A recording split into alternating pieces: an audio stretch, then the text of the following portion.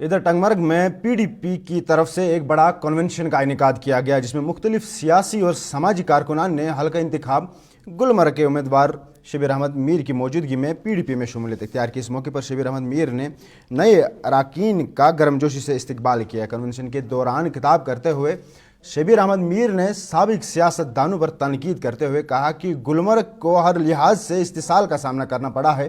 انہیں زور دیتے ہوئے کہا کہ وقت آ گیا ہے کہ یہاں کے سیاسی منظرنامے کو بدلنے کی ضرورت ہے اور عوام کو روزگار اور ترقی کے موقع فراہم کیا جائے۔ کنونشن میں دیگر اہم شخصیات نے بھی اپنے خیالات کا اظہار کیا۔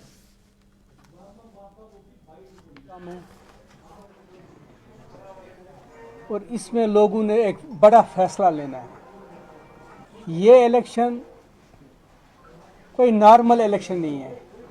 آج ڈیولپمنٹ، روزگار، یہ سب باتیں برابر ہیں، ویسے ہی شاید پہلے سے بھی اور زیادہ اس میں مشکلات ہیں، لیکن